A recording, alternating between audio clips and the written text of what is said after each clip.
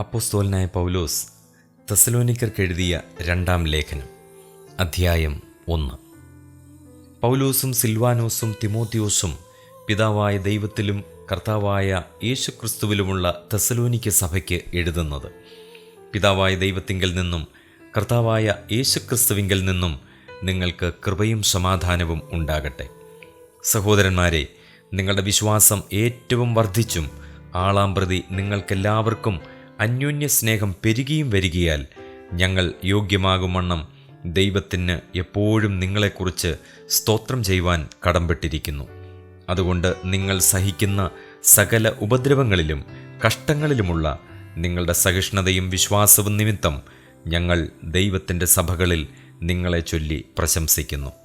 അത് നിങ്ങൾ കഷ്ടപ്പെടുവാൻ ഹേതുവായിരിക്കുന്ന ദൈവരാജ്യത്തിന് നിങ്ങളെ യോഗ്യന്മാരായി എണ്ണും എന്നിങ്ങനെ ദൈവത്തിൻ്റെ നീതിയുള്ള വിധിക്ക് അടയാളമാകുന്നു. കർത്താവായ യേശു തൻ്റെ ശക്തിയുള്ള ദൂതന്മാരുമായി സ്വർഗത്തിൽ നിന്ന് അഗ്നിജ്വാലയിൽ പ്രത്യക്ഷനായി ദൈവത്തെ അറിയാത്തവർക്കും നമ്മുടെ കർത്താവായ യേശുവിൻ്റെ സുവിശേഷം അനുസരിക്കാത്തവർക്കും പ്രതികാരം കൊടുക്കുമ്പോൾ നിങ്ങളെ പീഡിപ്പിക്കുന്നവർക്ക് പീഡയും പീഡ അനുഭവിക്കുന്ന നിങ്ങൾക്ക് ഞങ്ങളോടുകൂടെ ആശ്വാസവും പകരം നൽകുന്നത് ദൈവസന്നിധിയിൽ നീതിയല്ലോ.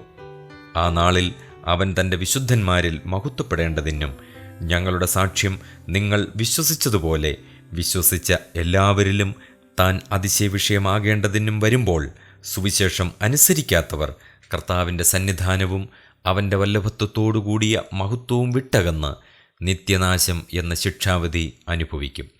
അതുകൊണ്ട് ഞങ്ങൾ നമ്മുടെ ദൈവത്തിൻ്റെയും കർത്താവായ യേശുക്രിസ്തുവിൻ്റെയും കൃപയാൽ നമ്മുടെ കർത്താവായ യേശുവിൻ്റെ നാമം നിങ്ങളിലും നിങ്ങൾ അവനിലും മഹത്വപ്പെടേണ്ടതിന് നമ്മുടെ ദൈവം നിങ്ങളെ തൻ്റെ വിളിക്ക് യോഗ്യരായി എണ്ണി സൽഗുണത്തിലുള്ള സകല താൽപ്പര്യവും വിശ്വാസത്തിൻ്റെ പ്രവൃത്തിയും ശക്തിയോടെ പൂർണ്ണമാക്കി തരണമെന്ന് നിങ്ങൾക്ക് വേണ്ടി എപ്പോഴും പ്രാർത്ഥിക്കുന്നു. അധ്യായം 2. ഇനി സഹോദരന്മാരെ, നമ്മുടെ കർത്താവായ യേശുക്രിസ്തുവിൻ്റെ പ്രത്യക്ഷതയും അവൻ്റെ അടുക്കലുള്ള നമ്മുടെ സമാഗമനവും സംബന്ധിച്ച് ഞങ്ങൾ നിങ്ങളോട് അപേക്ഷിക്കുന്നത്, കർത്താവിൻ്റെ നാൾ അടുത്തിരിക്കുന്നു എന്ന് വെച്ച് നിങ്ങൾ വല്ല ആത്മാവിനാലോ വചനത്താലോ ഞങ്ങൾ എഴുതിയെന്ന ഭാവത്തിലുള്ള ലേഖനത്താലോ സുബോധം വിട്ട് വേഗത്തിൽ ഇളകുകയും ഞെട്ടിപ്പോകുകയും അരുത്. ആരും ഏതു വിധേനയും നിങ്ങളെ ചതിക്കരുത്.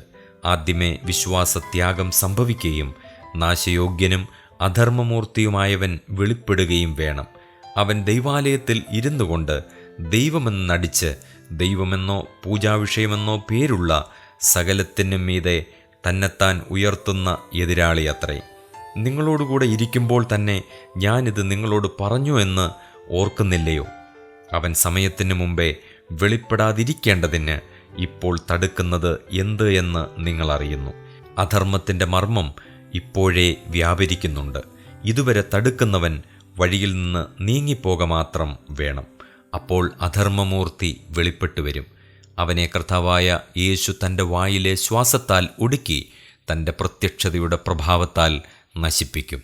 അധർമ്മമൂർത്തിയുടെ പ്രത്യക്ഷത നശിച്ചു പോകുന്നവർക്ക് സാത്താൻ്റെ വ്യാപാരശക്തിക്ക് ഒത്തവണ്ണം വ്യാജമായ സകല ശക്തിയോടും അടയാളങ്ങളോടും അത്ഭുതങ്ങളോടും അനീതിയുടെ സകല വഞ്ചനയോടും കൂടെ ആയിരിക്കും. അവർ രക്ഷിക്കപ്പെടുവാൻ തക്കവണ്ണം സത്യത്തെ സ്നേഹിച്ച് കൈക്കൊള്ളായികയാൽ തന്നെ അങ്ങനെ ഭവിക്കും. സത്യത്തെ വിശ്വസിക്കാതെ അനീതിയിൽ രസിക്കുന്ന ഏവർക്കും ന്യായവിധി വരേണ്ടതിന് ദൈവം അവർക്ക് ഭോഷ്ക് വിശ്വസിക്കുമാറ് വ്യാജത്തിൻ്റെ വ്യാപാരശക്തി അയക്കുന്നു.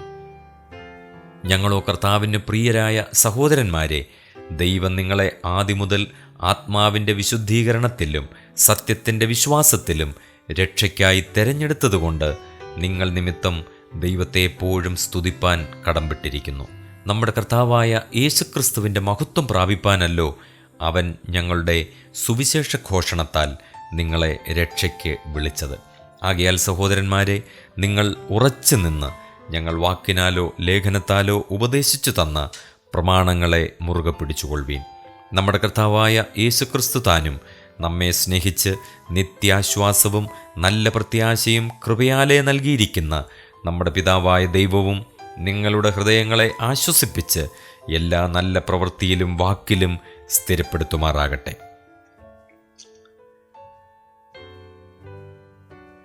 അധ്യായം 3.